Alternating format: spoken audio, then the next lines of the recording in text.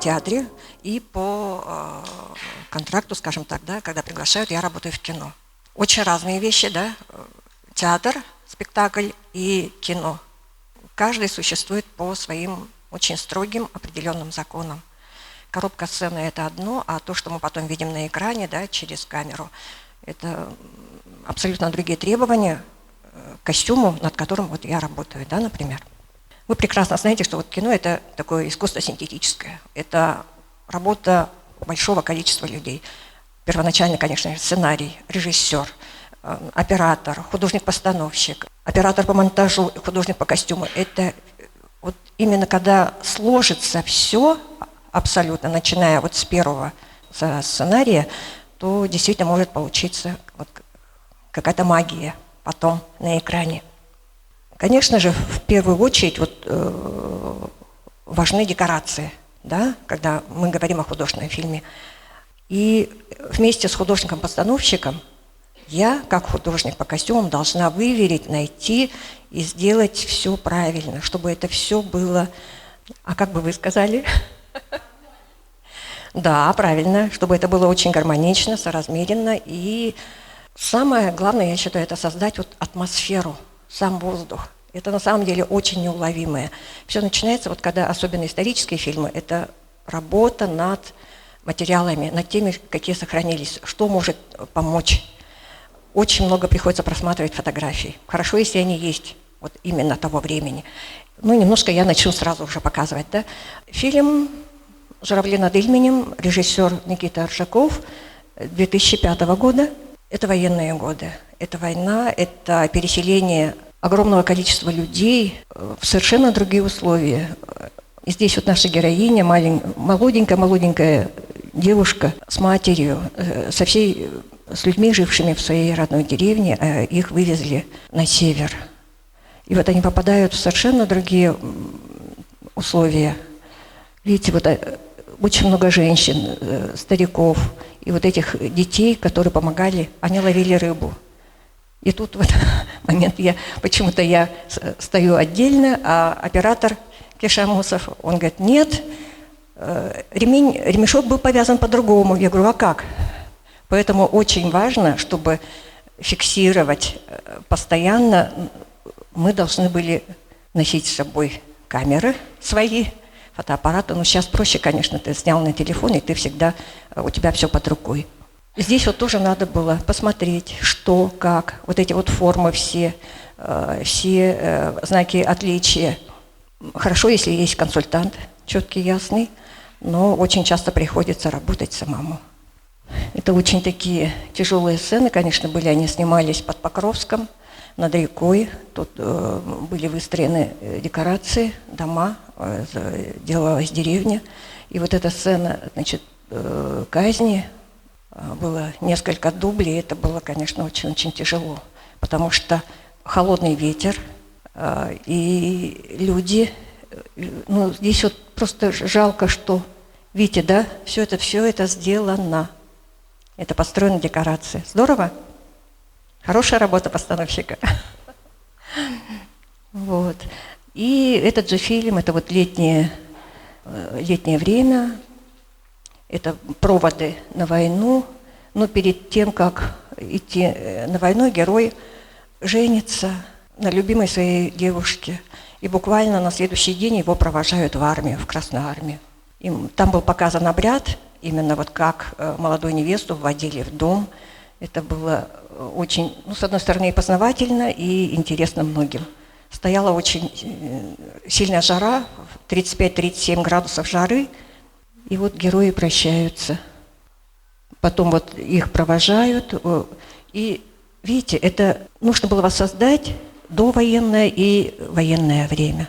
Да? Одежда, ткани, материалы, это все были натуральные, настоящие. И вот в цветовой гамме мы должны были посмотреть и выбрать, чтобы это все было правильно. А это уже следующий фильм. Это «Дивная пора», режиссер Никита Аржаков. История совсем юных тоже людей, старшеклассников. Это выпускники школы. Повесть написал Далан. Он был историком, он был учителем, педагогом прекрасным. и создал очень интересный такой, рассказал о своих учениках. И вот эти прототипы, прообразы, мы их потом узнавали. Совершенно приходили взрослые люди и благодарили, сказали, это да, действительно, это мы. Вот, ну, показали выпускной, как там было все описано. Видите, вот звуковик у нас стоит, потом мы еще... Вот, это 70-е годы. Опять же, нужно смотреть много фотографий. Хорошо, что в это время уже были они и самих выпускников, и других очень много я посмотрела. Видите, вот и эти наши актеры, они сами тоже были студентами в это время, совсем молоденькие. Вот, старая школьная форма. Может, вы будете смотреть, узнавать, да? Так, и съемочную группу даже видно немножко, да. Вот с краю справа это наш актер Аял Амосов, он играл вот педагога, прототип Далана, историка, учителя, педагога. Плакат нарисован, воссоздан так, как он и был. Вот, нашли старую школу, возле которой вот, ребят снимали. И жители вот маленького поселка, где шли вот эти съемки, они снимались, все с радостью приходили. Кто-то в своем приходил, кому-то мы меняли что-то.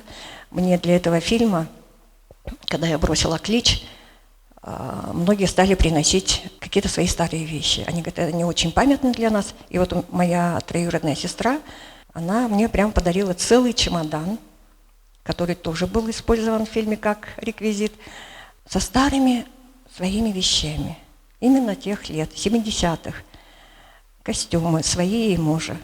Так что, и она потом, после просмотра фильма, она очень удивилась, и у нее прямо слезы навернулись, потому что она увидела все свои вещи, видимо, нахлынули еще воспоминания, да, потому что она вот в юности, в молодости носила, и не она, а вот ее избранник тоже, они носили вот эти все брюки клеш, вот такие яркие рубашки. И следующий фильм, он тоже связан с военной тематикой, это фильм «Снайпер Саха», режиссер Никита Ржаков. Костюмер Сахафильма Татьяна ушла, да?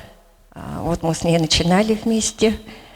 Большое количество военной формы с обеих сторон, да?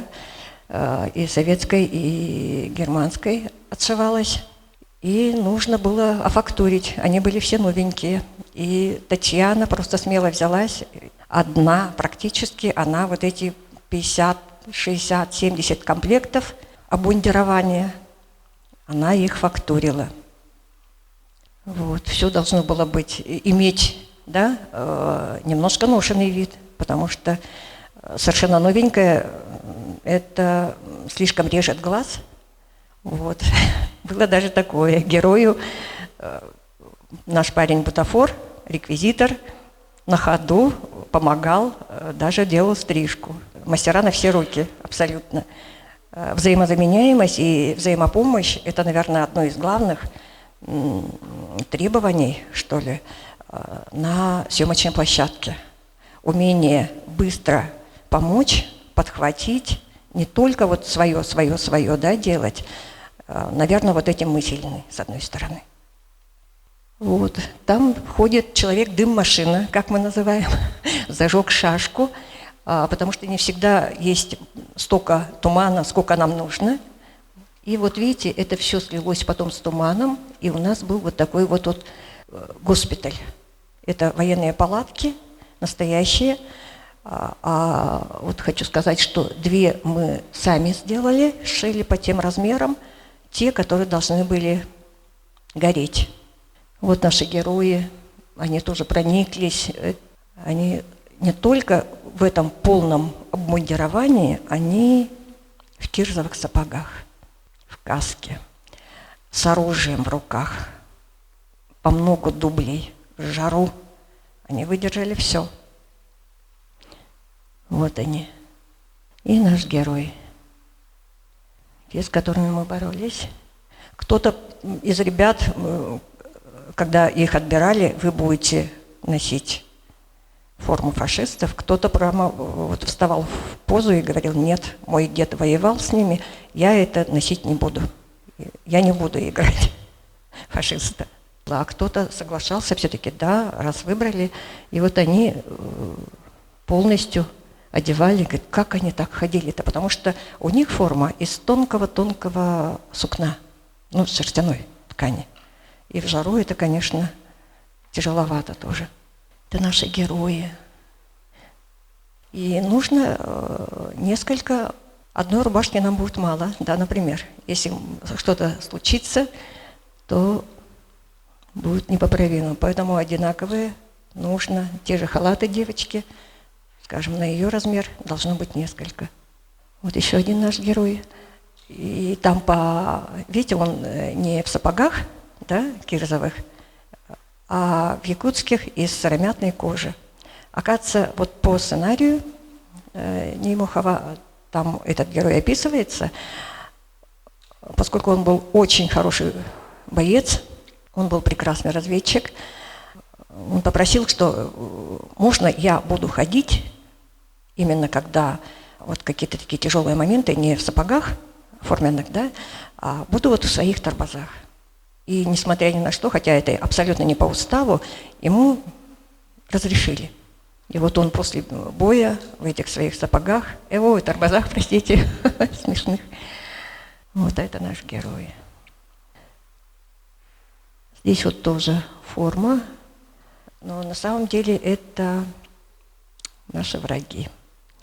Они одели форму Красной Армии, они проехали, прошли, и, это диверсанты. Так, и такой мы образ создавали вот в завоеванной деревне. Вот этот Фриц, его и звали по сценарию Фриц. Вот все возили с собой. Вот есть коллекционеры, с которыми мы, наверное, теперь многие знают, которые помогают. Видите, мы смогли одолжить у них раритетные вещи, настоящие, тех времен. Это тот же Фриц, который выглядывает из окна. Видите, дом старый. Это в Кильдямцах. Очень мало таких вот купеческих старых настоящих домов осталось.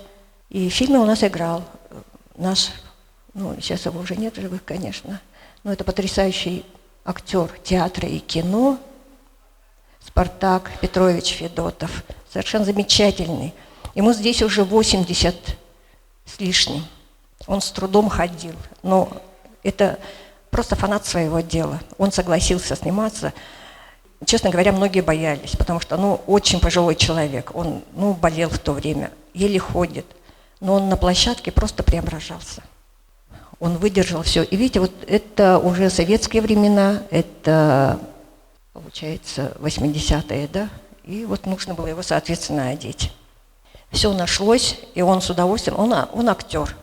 На все 100, даже на 200, наверное, процентов. И все, что нужно было, он делал, он надевал все, что мы ему давали. Здесь вот тоже это уже в павильоне мальчик-радист с героем нашим. Вот эта вся аппаратура, она тоже подлинная, она практически, наверное, в рабочем состоянии. И наш любимый светильник, те, которые делали действительно из гильз. И вот хочу показать вот этого пацана, это герой. Вы же помните, да, все читали, наверное, и по хронике последние военные годы там набирали уже вот таких вот подростков. И вот этот мальчишка, который чудом остался жив, благодаря тому, что наш снайпер, он не застрелил его. И он знает это, помнит, и потом случайно находит вот этого человека, который спас ему жизнь. Так. И вот наш Спартак Федотов тоже. Представляете, он сам сел в эту маленькую утлую лодочку, сам проплыл, но потом мы уже испугались, мало ли что, и следующие дубли уже одели другого человека, у нас исполнял дублер. И еще один фильм, это тоже военная такая тематика, «Государственные нити» называется. Рабочее название было «Дети войны». Это тоже старое здание школы, дети детдомовские. потому что у многих нет родителей, у кого-то отцы воюют на войне. И вот наш герой, мальчишка. И я для них придумала, такой вот нашла ткань серую, и мы пошили девочкам, мальчикам такие одинаковые практически рубашки. Учительница, Аня Флегунтова, актриса наша. И видите, вот любая деталь, даже вот этот стул старый, он сразу дает все равно настрой, да, настроение. Мы видим то время. Вот очень хороший такой вот был здесь момент. Мне нравится. Это вот настоящие парты, старые. Это даже не советских времен, этой школе 100 с лишним лет, и это здание стоит до сих пор. Конечно, там никто не учится, но просто это здание сохранили и иногда разрешают. И вот наша девочка-героиня, маленькая, вот 9 лет, и она просто все тоже выдержала. С ней ездила бабушка, она ей заплетала волосы, как мы просили, 2 косички, и всем остальным тоже. Вот 2 героя наших, замечательные совершенно детишки. Вот она, девочка наша. Вот она в шапочке капоре. Это было, и до войны, и в военное время, и в послевоенное носили такие шапочки. И любимый платок, да, пуховый. Вот она. И в фильме она снималась со своей любимой игрушкой. Эту игрушку нам просто, я поражаюсь тоже, это плюшевая игрушка, старая, старая, старая. И ее одолжили нам, выдали из музея, доверили. Это бывает крайне редко.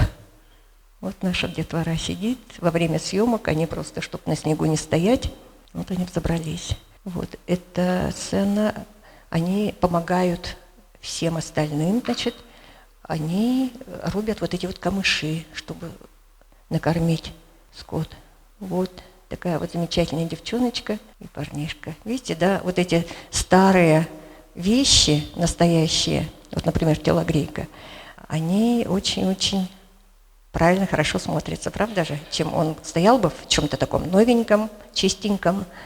И вот эта вот наша девчонка, она долго привыкала ходить в валенках, потому что валенки, они же какие? Они круглые, да, внизу подошва.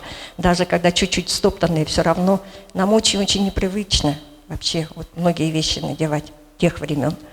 Поначалу падала. Вот, и вот один из кадров. Вот это съемки в павильоне. Люба помнит, Люба даже помогала там. И немножко хочу показать наш фильм «Не хороните меня без Ивана», режиссер в зале, Любовь Борисова. Вот такие вот просто общие я покажу. Это вот начало 20 века, да. Мы перелопатили, просмотрели много-много фотографий. Наши любимые все сидят. Да возле церкви они сидят, а это в самой церкви. Ребятишки. Они... Хотя это вот начало 20 века, они дети состоятельного человека. Отец ездит в разные большие города, может быть, даже он куда-то за границу выезжал, либо выписал, и дети в таких вот матросочках. Вот наши герои стоят, и вообще замечательная девочка-героиня. Это практически наш герой, да, повозка. Вот, чуть-чуть. Режиссер, видимо, советует, поправляет что-то, говорит. Тут немножко вот подбор. И наш герой. Еще снимки, оживление снимков. Вот. Я пыталась найти цвета, да, тканей и саму фактуру тканей, которые были тогда. Это шерсть, это хлопчатобумажные ткани, это шелка разные. И вот пацаны, вот, на фотографиях они очень похожие есть. Они вроде маленькие-маленькие, они как все-таки, мужчины с покрытой головой. Мы им всем пошили, сделали, зафактурили потом картузики. Вот, и вот такой вот снимок есть. Почему-то вот я не смогла найти быстро нашего героя в таком полном одеянии, Ивана Васильевича Попова, потому что он был очень такой человек, конечно, образованный, человек с большим вкусом, модный, скажем так. Он учился в Академии художеств в Санкт-Петербурге, работал, сотрудничал с Российским географическим обществом, списывался со многими учеными, со многими музеями. И я для него придумала, и режиссер согласилась, что он должен быть, да, в таком стильный, модный, таком светлом костюме. У меня вот какой вопрос. А сколько даются бюджет на одежду и самый дорогой заказ одежды на вашу память? Ну, обычно бюджет бывает очень-очень небольшой, прямо скажем. Сложно вот так вот сразу в цифрах сказать, потому что с этим работают, конечно, команда бухгалтеров, да, финансистов. Цифры, короче, у художника в голове не особо держатся, хочу я вам сказать. Но самый, конечно, большой по сравнению со всеми бюджет был, конечно, на фильме «Тагандархан», потому что это исторический большой фильм. Но и то, когда вот озвучивают вот эти большие цифры, в других местах они просто качают головой, они не верят. Для них это нереально маленькая сумма для такой картины. Они просто поражаются. А вот когда вы подбираете костюмы, вы задумываете характер героя раскрыть через костюм, как-то через цвета передать это, и про взаимодействие вашего цеха, костюмов и оператора. Дает ли вам он какие-то задачи, сказать, вот у этого должны быть вот такие костюмы, вот такие цвета? Ага. Хорошо, спасибо. Да, конечно же, потому что, еще раз говорю, что это очень большая такая совместная работа, потому что обязательно мы советуемся, мы показываем все, и ту же цветовую гамму, да, например, что должно быть, как должно быть, с режиссером, с оператором, и потом уже на съемочной площадке еще могут быть даже какие-то там изменения по ходу. И цветовую гамму, конечно же, мы обязательно с художником-постановщиком тоже обсуждаем. От этого очень многое зависит. Именно раскрыть полностью характер героя, да, создать ту атмосферу, для этого совместная работа, конечно, она помогает. И очень важно работать не только вот этой вот большой командой, да, на съемочной площадке, это одно. А тут у нас сложность в том, что обычно в очень короткий срок подготовительного этапа, да, нужно создать, подобрать костюмы, обувь, головные уборы, массу всего, что нам нужно будет, да, и работать с мастерами, находить людей, которые могут это быстро сделать, и именно сделать так, как это нужно. Здравствуйте. Я хотела спросить, где вы учились и на кого, и как вы пришли в сферу кино? Спасибо. Я училась в Московском текстильном институте имени Косыгина. Был такой институт, он сейчас переименован в Российскую текстильную академию или университет. Как-то он так вот менялся. Вот там у нас был факультет прикладного искусства, он называется, кафедра конструирования и художественного оформления. Художник-модельер. Вот. Я работала в детском театре, в академическом театре, вот работаю сейчас. Сотрудничаю. Когда художник, с одной стороны, имеет такую благодарную, да, профессию, нас могут приглашать. Меня могут пригласить, например, в другой театр. Я с удовольствием по контракту с ними поработаю.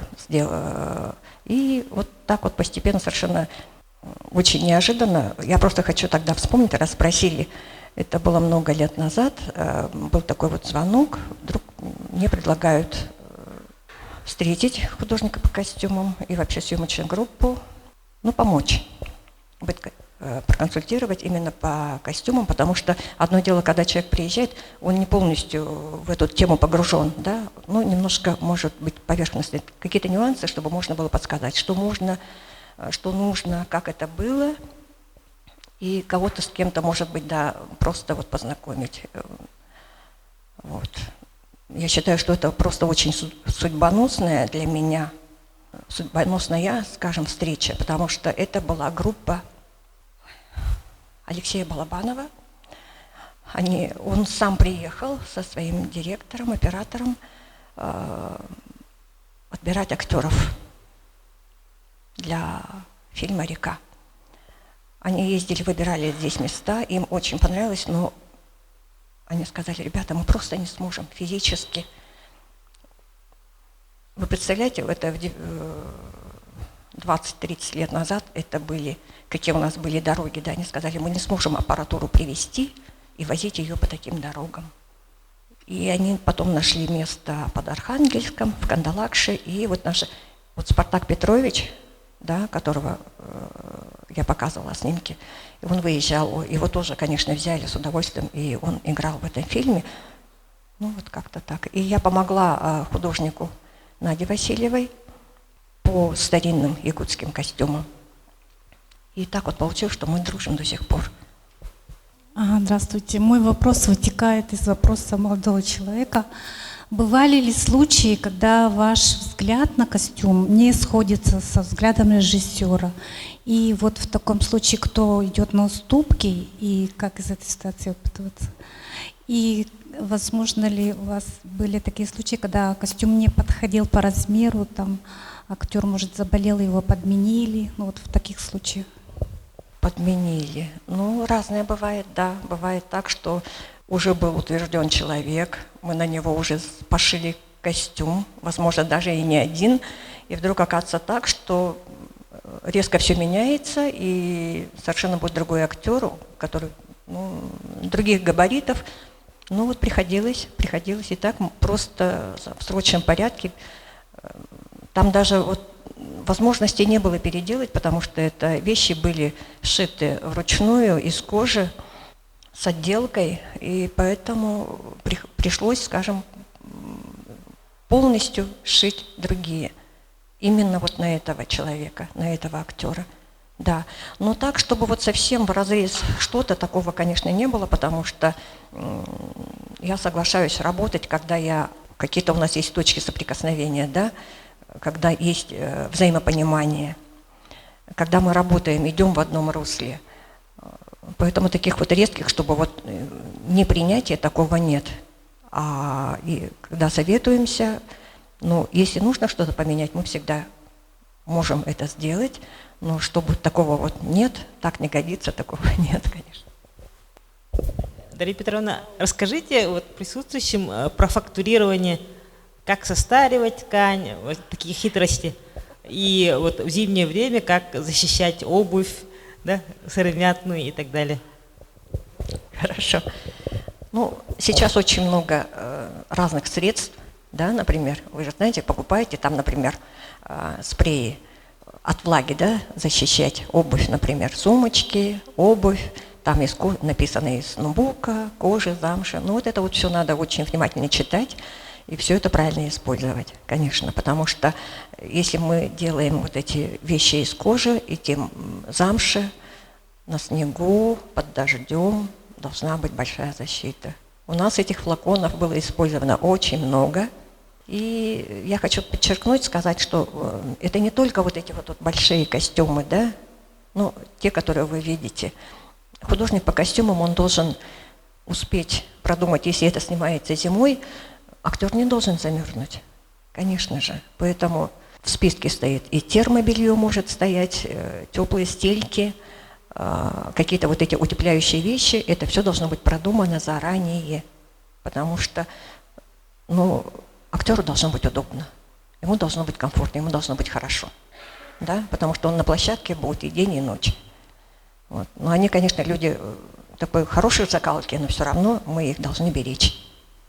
Вот. А по поводу зафактуривания, конечно же, самое простое, это вот мы те же гимнастерки начинали с отбеливателями, просто на большой этой стиральной машине простировать много-много-много раз. Но наши ткани очень хорошо прокрашены. Они сделаны очень качественно. Это было очень сложно именно для гимнастерок, для галифе добиться того, чтобы был вид уже поношенности. Но через много лет, через 20 с лишним, конечно, они сейчас уже такого вида, но там-то надо было за несколько дней добиться этого.